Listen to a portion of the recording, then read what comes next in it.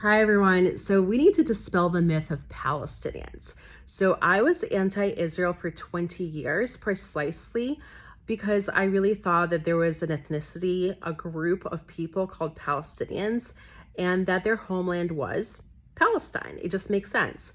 And it's not just myself that thought that, but almost every Jew hater out there who now marches against Israel truly believes that lie that actually was started by the anti-Semitic KGB in 1967 when it grouped together very disparate Arab groups who have nothing in common, and including a group of genetic Jews who had been forcibly converted to Islam in the 11th century, living in Judea and Samaria, lumped all of those groups together and called them Palestinians and created a false national liberation movement. In reality, who are Palestinians? So if we want to be non-anti-Semitic, the real Palestinians were Jews who lived in Israel from 136 AD, which is when the Romans renamed Israel to technically to Syria, Palestina, but they chose Palestina because that was the Greek name at the time for Judea. So occupation of Israel lasted for 1,812 years, from 136 AD all the way through 1948, when Jews liberated. Israel was not created. It's going to be a whole other conversation we'll have.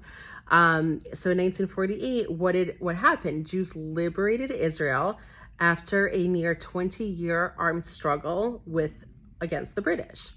So those are the actual Palestinians. So unless using Palestinians to refer to Jews during that 1,812-year period, saying Palestinians absolutely contributes to anti-Semitism. Now, let's talk about Operation SIG very briefly. So the KGB had an anti-Semitic hissy fit after losing their war against Israel, although they didn't fight it directly, but they financed all of the Arab armies. In 1967, during the Six-Day War, Israel had the gall and the temerity to win a defensive war and win it mightily.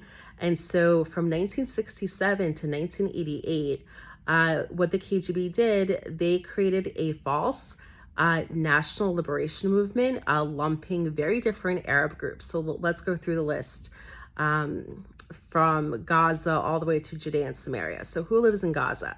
Those are mostly Egyptian nationals who have been occupying Jewish land. Gaza has been Jewish land since 145 BC. It's even codified under the League of Nations, passed down to the UN, thanks to Article 80 of the UN Charter, that all of Gaza and all of Judea and Samaria belong to Israel. So currently, even today, Gaza legally belongs to Israel under international law. Now, in 1948, Egypt resettled a couple 100,000 of their nationals and radicalized them against Israel. So those are Arab occupiers in Gaza. Joining them were also Arab occupiers from Saudi Arabia and Arab occupiers from Israel, the Israeli Arabs who fled to Gaza once Egypt got control of Gaza, and they did so to help the Arab armies kill Jews faster. Now, who are the Arabs in Israel? Those are Arabs who come from 25 different Arab states, and most Arabs came to Israel between the world wars for economic betterment after the Jews began to revitalize their land. Now, who are the Arabs who live in Judea and Samaria? Those are mostly resettled Jordanians during the Jordanian occupation, which lasted for 19 years between 1948 and 1967. Joining all of those groups are also a group of genetic Jews who were forcibly converted in the 11th century by an Egyptian caliph.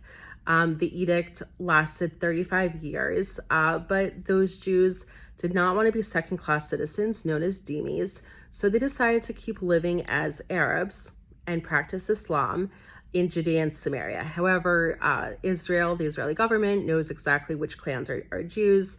The clans themselves knows which ones are Jews. They intermarry with each other, as is actually the Arab custom, which keeps those Jewish genes intact along those marriage lines throughout the centuries. Now, even before October 7th, the Israeli Arabs actually have called themselves Israeli Arabs, those who are pro-Israel and who do not hate Jews. Only those Arabs who hate Jews and who are against Israel, despite living there, call themselves Palestinians. So that's the difference. And then Gazans call themselves Palestinians.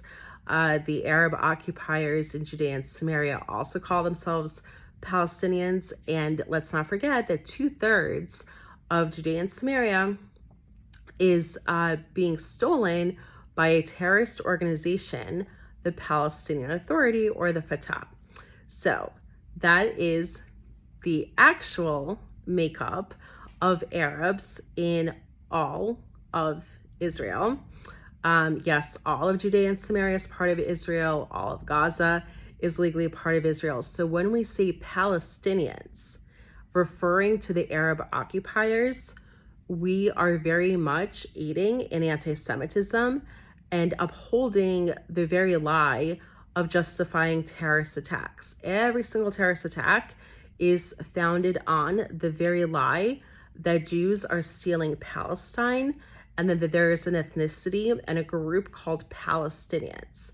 Now, if we do not want to contribute to anti-Semitism, we do not want to uphold the lies, the terrorist attacks, and the Jewish genocide we just saw on October 7th that are upheld, only refer to Palestinians in terms of Jews during that 1,812-year period.